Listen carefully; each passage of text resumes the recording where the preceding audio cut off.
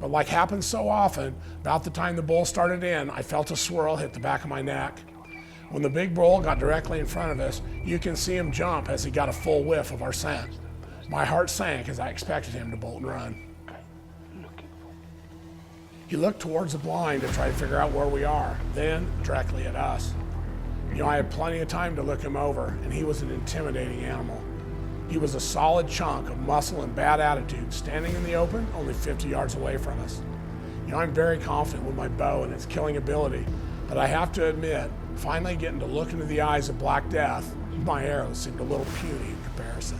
Still, even though he was looking in our direction, I don't believe he really knew where we were or that we were sitting out in the open. He kept looking off to the side and around as if he was trying to figure out why he couldn't locate with his eyes what his nose told him was certainly there. That was until we accidentally made a slight noise which further confirmed his suspicion. He was already on alert, and that one small noise was all it took for him to pinpoint our position sitting there. His immediate reaction was to move away, but then he started to get worked up. At that point, it was obvious that he considered this his area, and he wasn't too happy with our intrusion there. Well, as the big bull postured and stared in our direction, I'm not gonna lie, his threat display was pretty intimidating. Having an animal of this size tearing up trees and showing no fear at close range, and me with just a bow in my hand while sitting basically in no cover on a lawn chair, was making me re-examine some of my life choices. But I'm gonna tell you one thing, it was an incredible feeling.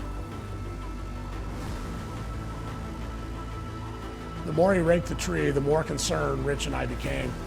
He was obviously working himself up into action, and I was just afraid that we were going to be the action part.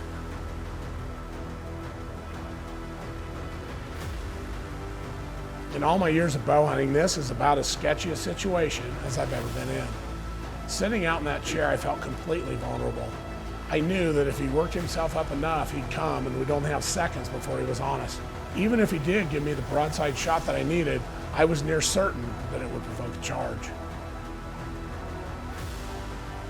Still, I was all in at this point.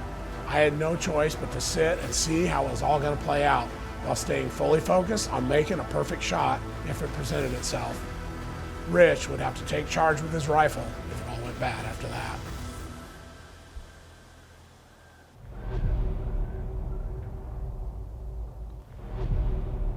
After almost an hour and several adrenaline dumps on my part, the bull finally made his way to the right and out of sight.